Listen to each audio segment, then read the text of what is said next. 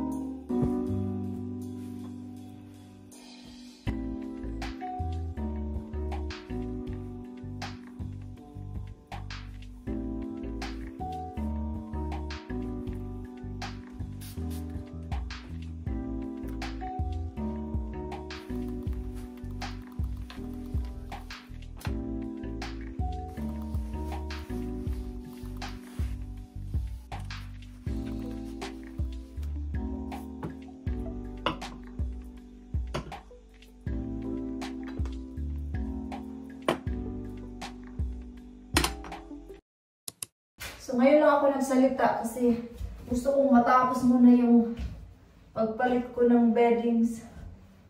So dito, punasan ko lang to kasi kailangan ko pang mag-wash para mag-grocery shopping kami ni Kira sa Morrison.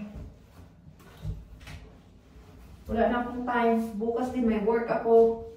Tapos magkape kami ng aking dalawang ka-work sa town.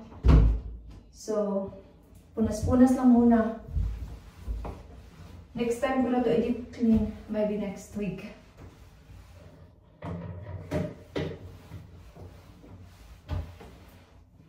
Punas-punas lang.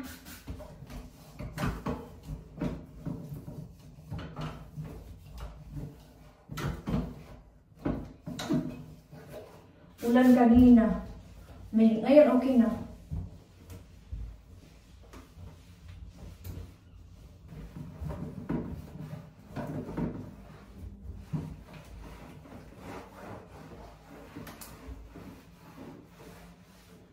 I-scrub ko to dito. Wait lang. Kunin ko muna yung pang-scrub ko.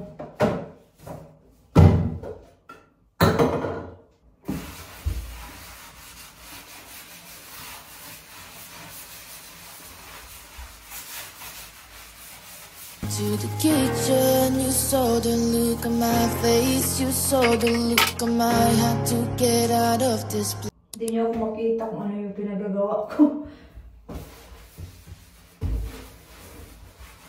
Nag-scrub ako. I-scrub ko tong bath.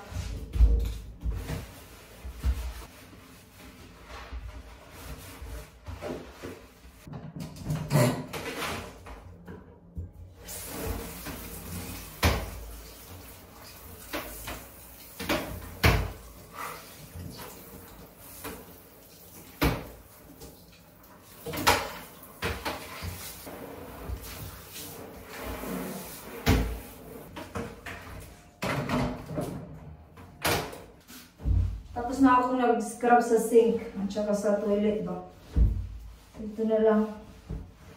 Tapos mag-wash na ako kasi mag-grocery shopping pa kami mamaya ni Kira.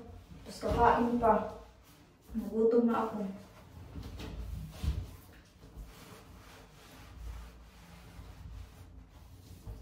Okay. Nasa natin yung doorknob.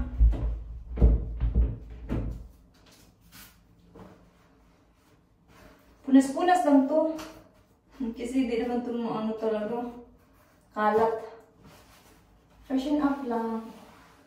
Para ma-maintain yung cleanliness. Okay. Tapos na ako. Mag-mop na lang ako mamaya. Tapos na ako mag-grocery. So, empty na. Tapos na, meron pa konti. Lagyan natin dito sa toilet. Okay, all dyan.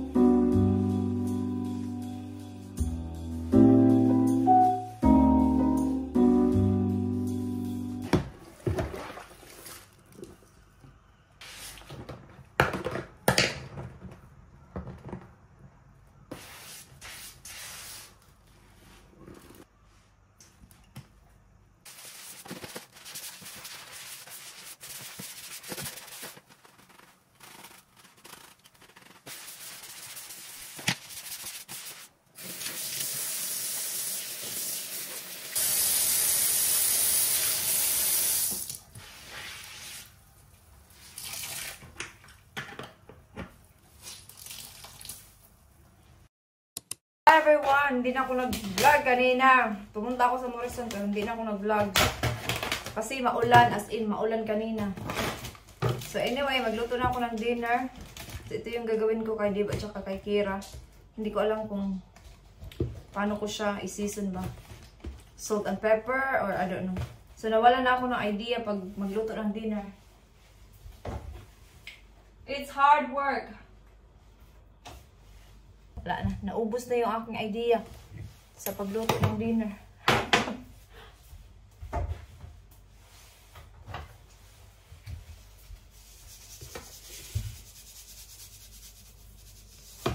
The thing is, Dave, hang on a minute. I-off ko muna kasi meron akong sasabihin. Lagyan ko lang siya ng salt and pepper. Saan na ba yung ano eh? Okay?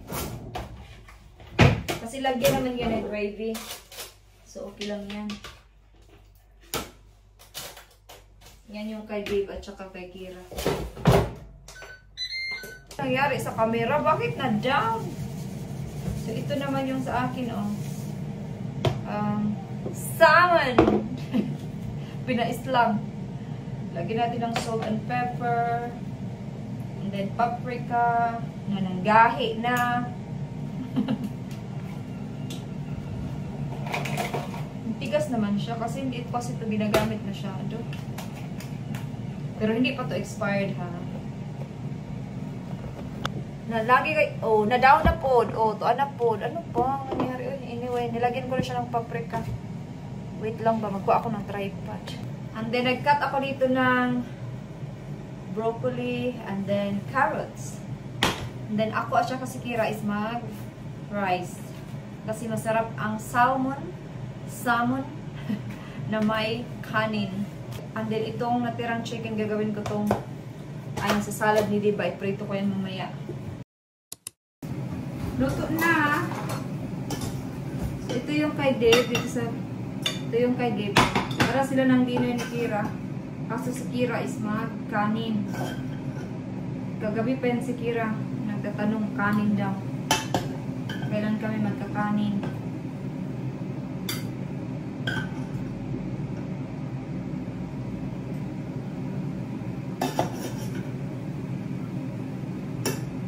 Then ito yung akin.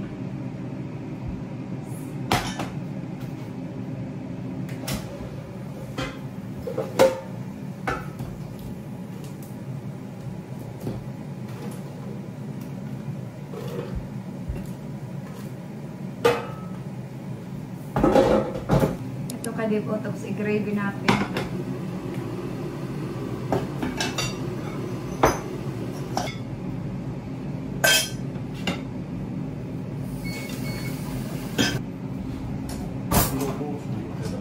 Okay, you wash your hands.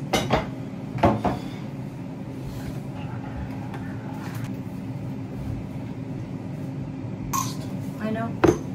That's her one. Okay.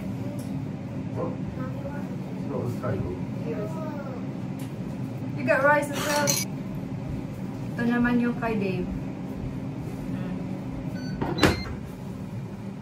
Sa totoo lang na boring yung English food, yung mga ganito. Gravy, tapos lagyan ng asin.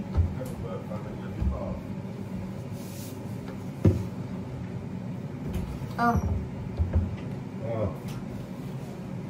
Okay. Appreciate it.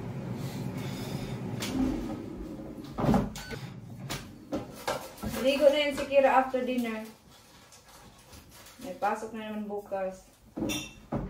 Lon, sarap ng akin. Ito yung akin. Kain tayo. Tapos na kaming kumain. So, kakain si Kira ng ice cream. That's enough, Bob. Thank you. No, it's not. I always have it. Yeah, one more. And then it's bath time. Mom, you have to let my food go down. Damog excuse si Kira, oy!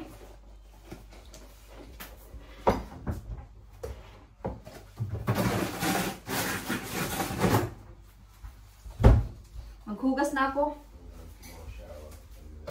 Hindi pa ako nakapag-mop. Mamaya na ako mag-mop. Pag nakaligo na si Kira, para wala nang gagawin.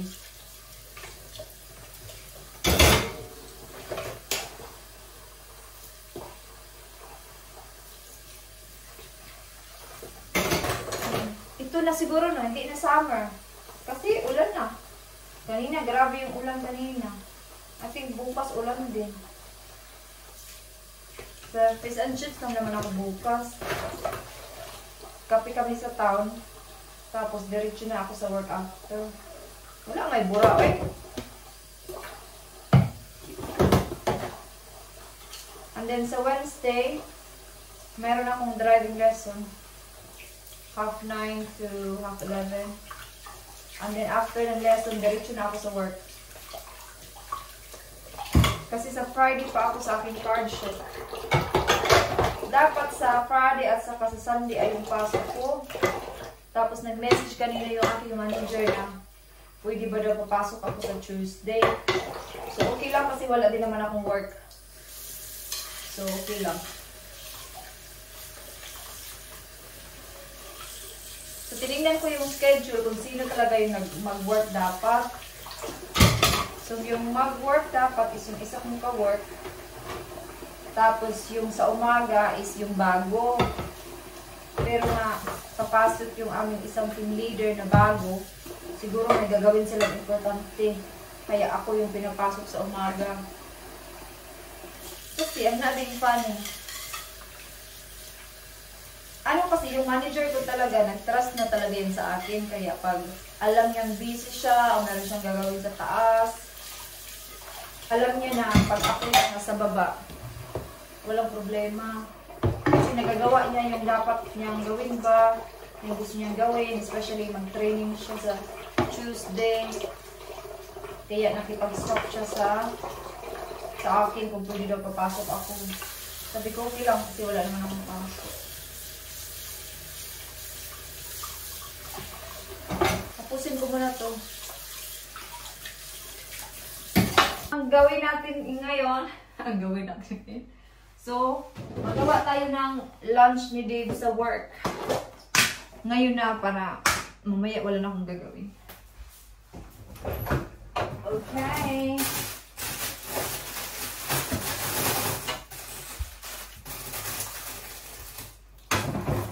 Kung baka magtanong ba kayo ba? Bakit hindi na lang si Dave yung gagawa ng lunch niya? Actually, sabi ni Dave, siya yung gagawa ng mga lunch niya sa work. Or kahit paggawa ng... Basta lahat ng kakainin niya sa work gusto niya. Pero, syempre gusto ko din, ako din yung gagawa. Diba? Kasi alam ko namang galing siya sa work, ang mga ganun. So, ako naman, nandito lang naman ako sa bahay after work. So, might as well, you know? Gusto ko talaga yung mga ganito, akong gumagawa. Kahit nung hindi pa ako nag-ganito, nag-vlog-vlog. Ganito na talaga yung ginagawa ko. Si Dave nga lang sabi na ako na maghugas, mga ganun. Pero sinasabi ko talaga na ako na lang maghugas kasi madali lang naman. Kasi mga simpleng bagay lang naman yan. Diba? And happy din ako pag ako yung gumagawa. Kasi alam ko sa sarili ko, nagagawa ko yung aking role din as dito sa bahay. Ganun. Wala lang. Na-share ko lang. Iyan na. Ito na yung lunch ni Dave. Lagyan ko yan ng potato salad at saka coleslaw. Yung dalawa.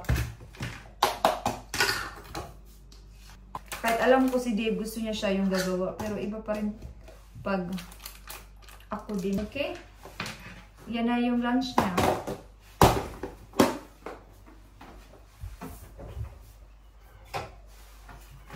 Gawa ako ng kanyang overnight oats, pero mamaya na yun.